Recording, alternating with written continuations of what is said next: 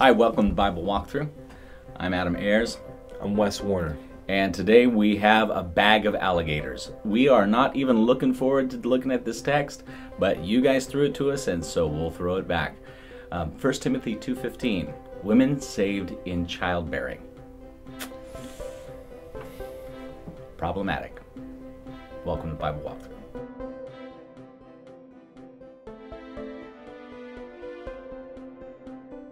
This text today is one of the stickiest in the New Testament. We're probably not going to get all of the angles taken care of, but at least we hope to be able to walk you through it. That's the whole point. This is 1 Timothy 2:15. You want to read that? Yeah, I'll read it to you. It says, I desire then that in every place the men should pray, lifting up holy hands without anger or argument. Also that the women should dress themselves modestly and decently in suitable clothing, not with their hair braided, or with gold, pearls, or expensive clothes, but with good works, as is proper for women who profess reverence for God. Let a woman learn in silence with full submission. I permit no woman to teach or to have authority over a man. She is to keep silent.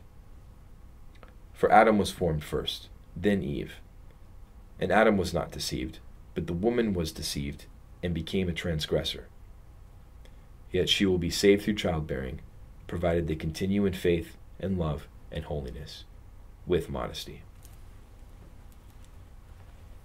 Yeah. Any thoughts on that? Any thoughts on that? I have plenty of thoughts on that, Adam, but I think I'd like to hear yours first. You just want me to step on the landmine first and follow behind and look at the crater. Oh. This is one of those passages that is frequently cited and argued over. In fact, Stanley Porter and he has an excellent article on this, by the way, Stanley Porter. He notes that every year something new comes out on this passage.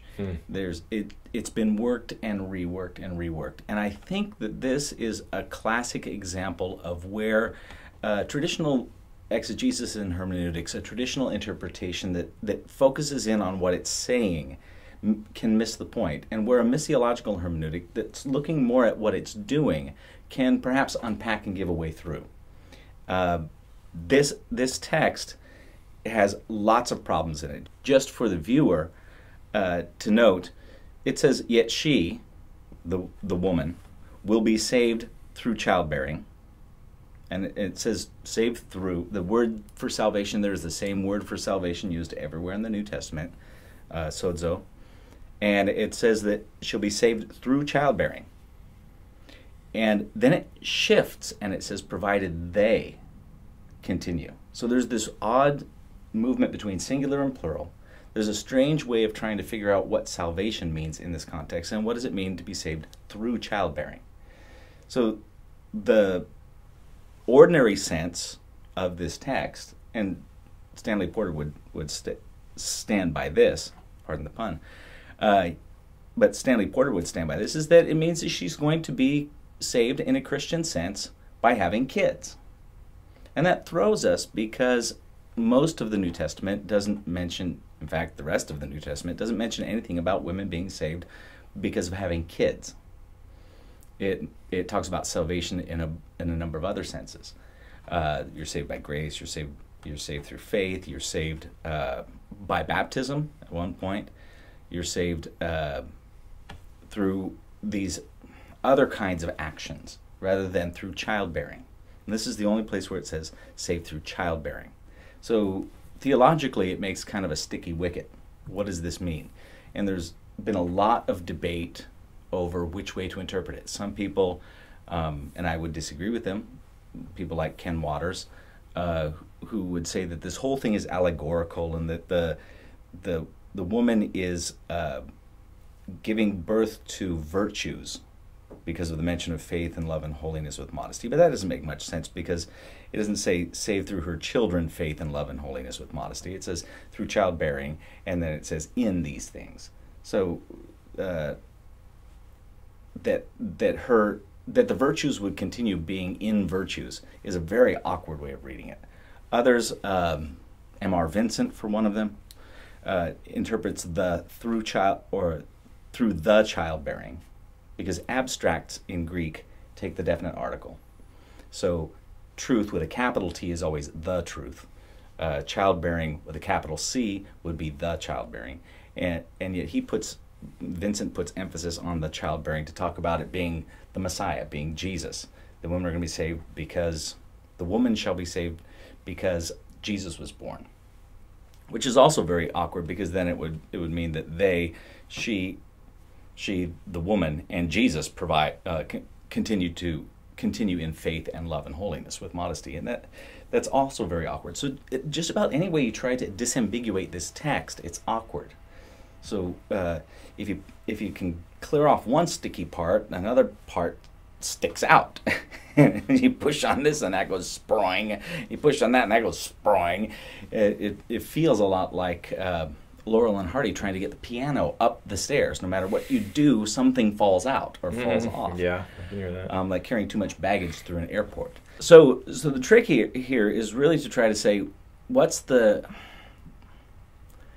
most sensible way of reading it with the least amount of sproing, right? With the least amount of problem. And there's no reading that's really easy that way. So what were your impressions when you read it? It's a little confusing to me, but I think it's a reference to Genesis. Mm-hmm. Certainly looking at Genesis. I think it's similar to saying, if you go back to the curse, the woman was cursed with childbearing and the man was cursed with work. So it'd be the inverse of it. If it was being applied to a man, it would be he will be saved through his work, provided he continues in faith and love and holiness with modesty. If I were to apply it to a man and then to a woman, she'll be saved through childbearing, provided she continues in faith and love and holiness. Whether or not that really means you have to have children, I don't think it's that specific, but I think that's also debated as well. Mm-hmm. Mm-hmm. That's how I hear it. And some interpreters would say that the woman in question here is Eve, that she would be saved in her childbearing, continuing the rest of the human race. Mm-hmm. But it's through childbearing, and that's it has a very instrumental sense. That there's either a temporal sense to it where she'll be saved during and throughout the other side of her childbearing, or she'll be saved by virtue of her childbearing. And even then, to say that a man would be saved by work would be very difficult. Yeah, he would be saved through his work. That's troublesome. I think we could probably open up the understanding of saved to be a little bit broader than just spiritual salvation, because saved also means, rescued. It means kept safe. That might help us get through the passage, might help our viewers get through the passage. But more than anything else, I think that we need to pull back the scale and look at the scope of what's going on in 1 Timothy. If we look at 1 Timothy as a book, now some people would say that this is Paul, some people say that this is not Paul. The argument against Paul is that there are so many words in here that Paul doesn't use anywhere else. And some of those words appear to be from a later time, and so they say that this is a sort of a construction of the later church after Paul, in the Pauline tradition. The argument for Paul is that it says it's Paul, and it's written to Timothy, one of his proteges. I think the argument for non-Pauline authorship is not necessarily compelling, because the kinds of changes in nomenclature, word use, and the shift toward a little bit later style could also be attributed to just changes that took place in Paul's ministry, or that he's using a different scribe or an amanuensis who happens to use different words as he's copying down what Paul's saying, or that this could have been edited or paraphrased by somebody who was with him. But either way, whatever is happening here, there are a bunch of telltales that this author is addressing a specific situation, and that he's talking almost in a stage whisper. Look at chapter 1, verse 3. I urge you, as I did when I was on my way to Macedonia, to remain in Ephesus, so that you may instruct certain people. Okay? It's like, well, I'm talking to some of you out there. I want you to talk to certain people. And you can almost hear certain people, not to teach any different doctrine, and not to occupy themselves with myths and endless genealogies that promote speculations rather than the divine training that's known by faith. Again, verse 6. Some people have deviated from these and turned to meaningless talk, desiring to be teachers. Right? Desiring to be teachers of the law without understanding what they're saying or what they're making assertions about. Again, if you look a little bit later on, he mentions two of them by name. By rejecting conscience in 1:19.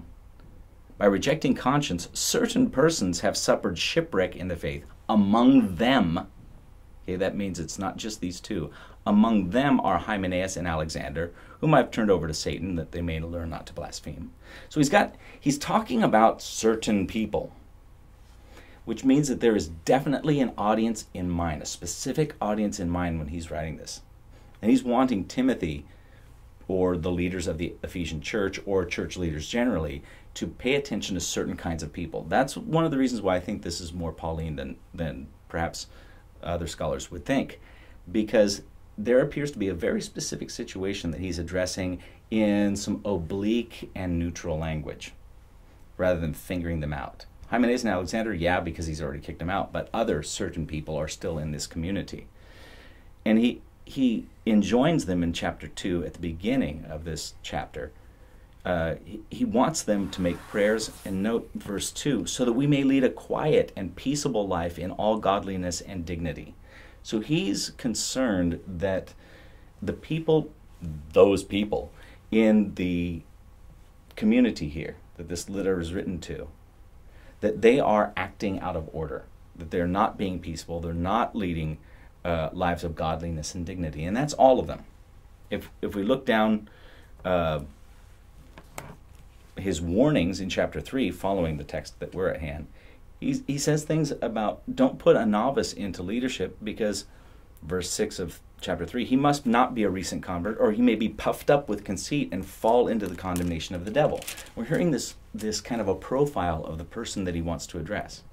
Puffed up, desiring to be a teacher, thinking that they're somebody, destroying people with their talk, causing problems. Problem causers. Again, chapter 4, he says, now the Spirit expressly says that in the later times, some will renounce the faith by paying attention to deceitful spirits. Again, deceit. In 1 Timothy 2, we're dealing with someone who's deceived. Deceitful spirits, teachings of demons, through the hypocrisy of liars whose conscience are seared with a hot iron. They forbid marriage. So somewhere in there, they're talking against marriage. Who forbid marriage and demand abstinence from foods. So there are people in their teaching saying, I'm a teacher and I've got ideas, and they're disrupting the community. They're acting arrogantly. They're professing that they are teachers of the law, yet they're forbidding things like marriage, which Paul would say, you don't know what you're talking about, very obviously. And if you look down in verse 7 of chapter 4, again, a hapax legomenon, a one-time use of a term, have nothing to do with profane myths and old wives' tales. He fingers out stuff belonging to old women. That old women somehow are part of these people who are talking with letting their mouths just run off. And it's reinforced by some of his warnings about the widows, that they're supposed to be really godly, that if they're widows indeed, good widows, are supposed to be a certain way. It says, verse 10, she must be well attested for her good works as one who has brought up children. Note, again, the children. Brought up children, shown hospitality, washed the saints' feet, helped the afflicted, and devoted herself to doing good in every way. So he says, by contrast, the young widows who are apparently a real problem in this community, he says they turn aside and says they learn to be idle, gadding about from house to house. And they are not merely idle, but also gossips and busybodies. It says, saying what they should not say. So again, you have women talking as they should not talk. You have old wives' tales at play in the community. You have rabble-rousing people, and those people who keep talking falsely. Later on in chapter 6, he says, "Whoever teaches otherwise does not agree with the sound words of our Lord Jesus Christ and the teaching that is in accordance with godliness, and is conceited, understanding nothing, and has a morbid craving for controversy and for disputes about words. For these come from envy, dissension, slander, base suspicions, and wrangling among those who are depraved in mind and bereft of the truth, imagining that godliness is a means of gain." So this book throughout is organized to shut down random talk about doctrines, random passing of slander and gossip and foolish ideas, and any kind of wind of teaching that might come through. In other words, he kind of has a riotous, unstable situation that he's addressing. And if we hear that, then we can hear part of this rant saying, look, the men ought to pray with holy hands and respect authority. Be humble. Don't be angry. Don't be arguing. That's what he says to the men. He says the women shouldn't be fancy and flamboyant. And furthermore, and I think here he's getting at those people. He says, let a woman learn in submission with silence. He goes, I want to shut down the talk of these women. Apparently, he knows of some women who are talking. Probably, I would guess, they're the ones that are seeking to be teachers. Don't know what they're affirming, don't know what they're talking about. And he says, I'm not going to let you guys talk. You don't get the microphone anymore. Mm-hmm. And note again here, he says, I don't permit this. So that's his personal policy. And he's advising his protege, this is my personal policy. And he backs it up with a theological argument saying, well, Adam was formed first, then woman. And besides, if you look way back at the garden, who's the one who led who astray first? So he's kind of getting a dig in on these women that, hey, if we look at precedent, last time a woman, or the first time rather, a woman led a man, it didn't end up so good. First time she taught him what was good to eat is not a good teaching. So he shuts this down by appealing to a biblical precedent rather than making a systematic theological teaching. And then I think in sort of a rhetorical device, a diatribe answering an opposition. Because if you were a woman there and you were one of the good women, not prating about or causing these problems, you say, well, where does that leave me? And the author sort of in compensation, like a I don't want to say like a prize, like a consolation prize, but kind of like a consolation prize. It says, yet she'll be saved through childbearing, provided they continue in faith and love and holiness with modesty. So he says, in essence, there's one path for a guy to be saved. Pray, lift up your hands, be humble, don't be argumentative, and there's a path for a woman to be saved.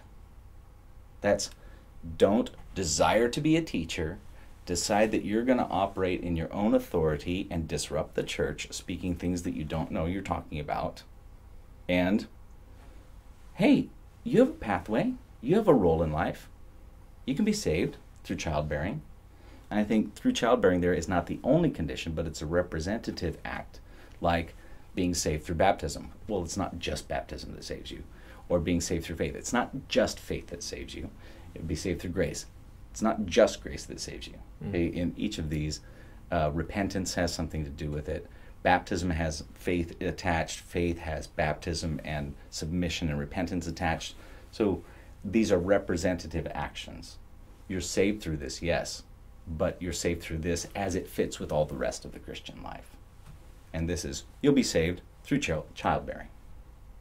And I think all of that to say, your reading of it, I think is the closest reading. That it means you'll be saved through childbearing. But that's representative of an entire pathway. Yeah, I take that as metonymy. Yeah, exactly. That means the part standing for the whole. Yeah. Sorry, sometimes Exactly. I get to interpret him to you. Once in a while. Yeah. And that's why I provided they, and then it opens up, I think, to all women. Mm-hmm. Continue in faith and love and holiness with modesty. Again, there's the condition. Mm-hmm. So it wouldn't be just childbearing alone. Mm-hmm. He adds a condition right onto it there. Faith, love, holiness, modesty, childbearing. Mm-hmm. Exactly. Got it? So you got 5 parts there. Mm-hmm. So to focus in just on what it says about being saved through childbearing, I think is a false path. But rather look at what it's doing, and that's shutting down an argument, shutting down arrogant people inside the community, shutting down what he would say is the negative feminine dialogue Mm-hmm. that's going on in this group. Mm-hmm.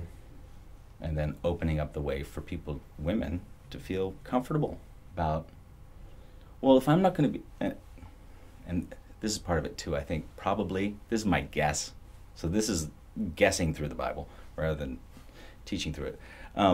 My guess is that somehow there's a teaching going on that the women are supposed to rise up and to be the teachers of the law, and through that teaching in the law, they'll be saved. Sort of a Gnostic thing. Okay? That they feel like we're saved through Jesus because Jesus gave us access to be the masters of the law just as the men used to be. And so we're saved because now we're the knowledgeable teachers of the law, and we will learn the law, and we will be saved because we will learn and teach the law. And I think the author is wiping that out and saying, no, it's not through you rising up and being a teacher of the law that you're going to be saved. It's through the path you've always had. Be humble. Yeah, be humble. Do what you do. Mm-hmm. You know, because otherwise the woman who's not going to rise up and be a teacher, what path does she have? No, you'll be saved through childbearing. You'll be saved through being a mom. That's fine. You can be saved through being a mom. It's good, and moms need to hear that. They need to know their job is valuable. Yeah. And that could be the saving calling on their life, that the path of Yeah. obedience to salvation is to be that mom. Mm-hmm. I'm glad my mom was a mom. Mm-hmm. Me too. Yeah. That you don't have to be a master of the law and do Bible walkthrough. No. Mm-mm. I know that's a lot of words. Sorry for talking so much. Oh, it's so well articulated, though. I really like to hear your explanation of that, Adam. Thanks. That helps me. Thank you. Mm-hmm. We hope this has helped you. Have fun wrestling the alligators. That's the best we can do for you. So hopefully this will give you something to dance among the alligators. And if you are a mom out there and you're wondering what can I do to please the Lord and be saved? You're okay. You're okay. And you'll be saved. Grace on all of us. Mm-hmm. Thank you for tuning into Bible Walkthrough. We'll see you next text and next time on Bible Walkthrough.